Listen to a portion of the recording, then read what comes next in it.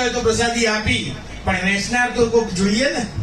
બનાવનાર અલગ છે, પણ એના વેચનાર આવા સંતો બેઠા છે.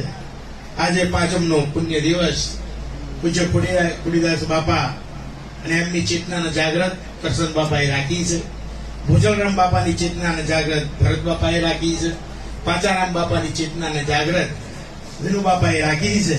આ બધા વેચનાર છે. અગર એકલા કહી જાત તો મને તમને કશું નતું પડવા. આ જો લોકો એકલા પ્રસાદ ખાધો જ ન પડે ના. આ વાત કરી ને સંત બનવા આવો અમારા દેશમાં. આ લોકો પારસ લઈને બેઠા છે, પોતે પારસ બન્યા છે અને મને તમને પારસ બનાવવાનો પ્રયત્ન કરી રહ્યા છે.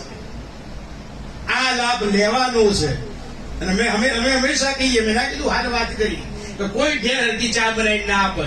અહીંયા તમને અડધા કલાકે ચા નું પૂછે, અડધા કલાકે કોઈ પાણી નું પૂછે, અને ઘરમાં માંગજો અડધા કલાકે પાણી. એક વખત આવશે, બીજી વખત આવશે, અને ત્રીજી વખત ડોહા ઉભા થઈને જાતે પી લો, કોઈ નવરું નહીં.